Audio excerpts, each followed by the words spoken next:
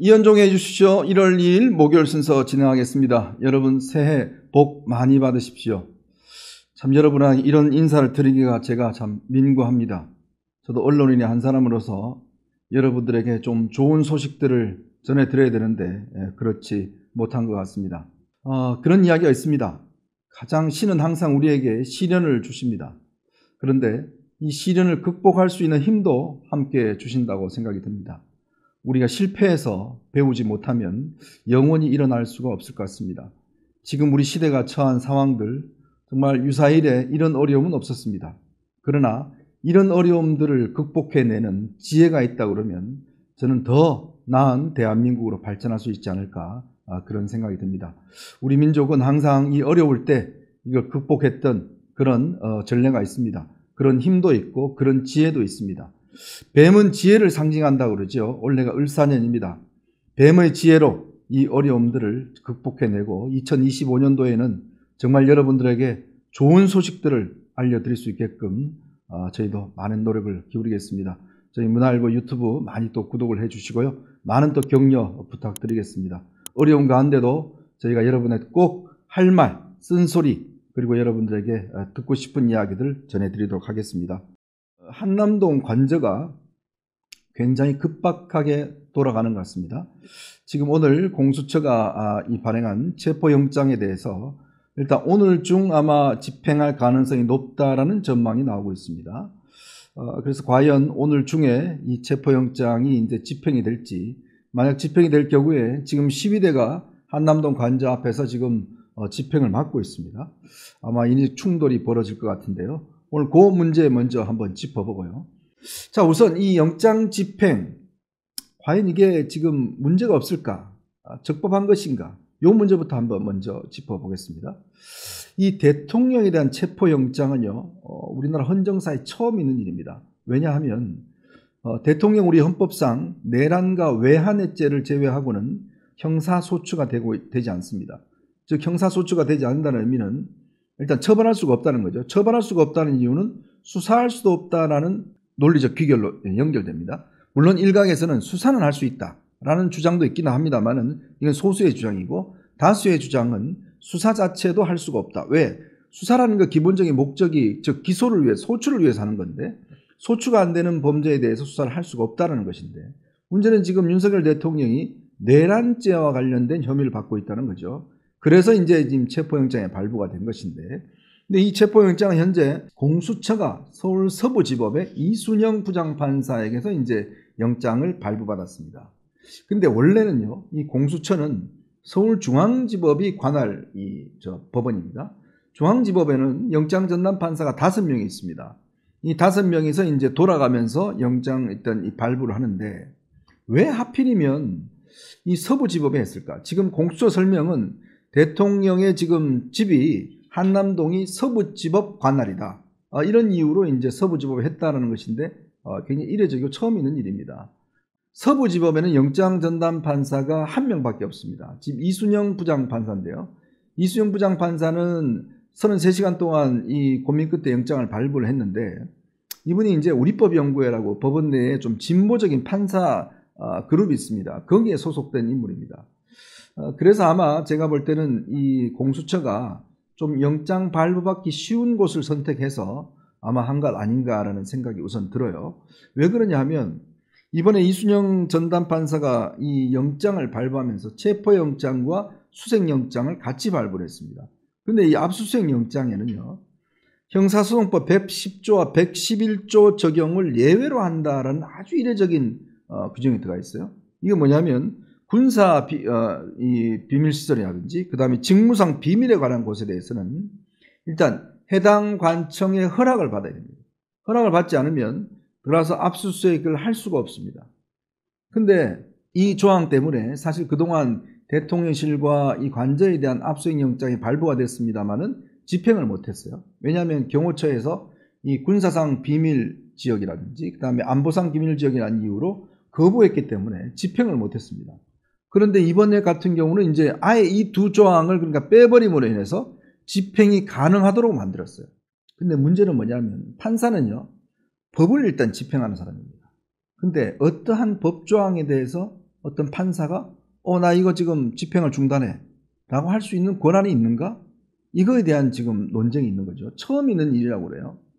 그래서 이거는 법원에서도 굉장히 이례적이다라는 평가를 받고 있습니다. 원래 법에 대한 어떤 집행은 헌법재판소가 최근에 이 이진숙 방통위원장을 심리하면서 원래 헌법재판소법에는 7명의 헌법재판관이 참여해서 6명이 인용할 경우에 이제 인용된다고 되어 있어요.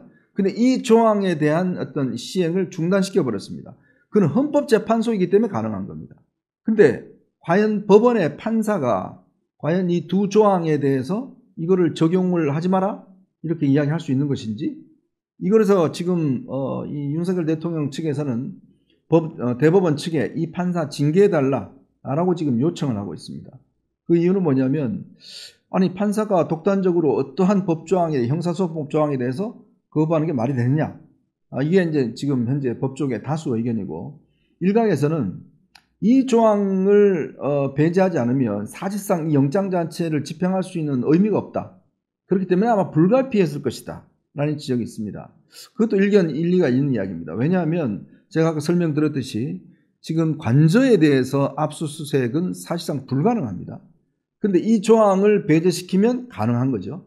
근데 체포영장까지 발부했는데 그걸 집행을 못하게 되면 안 되지 않습니까? 그러니까 아마 이 판사가 이런 방식으로 했을 것이다 라는 그런 논점 한 가지가 있고요. 두 번째는 과연 공수처가 대통령의 내란죄에 대해서 수사를 할 수 있을까에 대한 지금 논쟁입니다.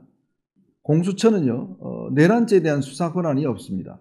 경찰이 가지고 있죠. 지금 검수완박으로 인해서 내란죄의 수사는 경찰이 가지고 있습니다. 근데 왜 경찰에서 안 하냐? 경찰은요, 이 수사를 하게 되면 영장을 누구한테 신청해야 돼요? 검찰한테 신청을 해야 됩니다. 근데 검찰한테 지금 경찰과 검찰의 사이가 안 좋죠. 그러니까 공수처하고 한 편을 먹은 겁니다.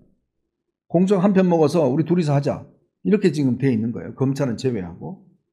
이렇게 되면 지금 윤 대통령 측에서도 문제를 제기한 게, 아니 수사를 할 수 없는데 왜 수사를 하지?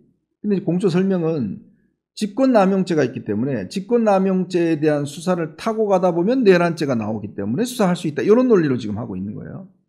근데 이 논리가 지난번 이제 김용현 전 국방부 장관에 대한 구속영장이 아마 이런 논리로 이제 했는데, 그때는 사실은 경찰청장에 대한 어떤 이 수사, 경찰청장 관련된 수사를 하다가 보면 할 수가 있는데, 그 논리로 이제 영장을 발부해 줬거든요. 근데 이 논리를 지금 대통령까지 확장한다? 이거는 제가 볼 때는 아마 불가능할 것 같습니다. 왜? 그래서 만약에 이게 법원에 가서 판사가 당신 말이야, 저 영장 했는데 그 공수처 그 수사 못해, 권한이 없어, 그러면 아예 공소 취소를 해버릴 수가 있어요.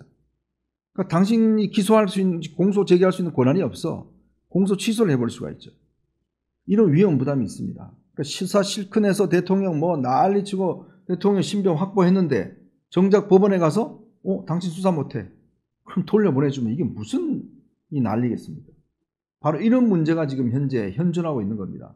그래서 원래 이 대통령에 대한 수사는 국가수사본부, 즉 경찰의 국가수사본부가 수사를 하고 그 영장을 검찰에 영장을 신청해서 검찰이 법원에다가 영장을 청구하는 이런 단계를 밟아나가는 것이 정도입니다.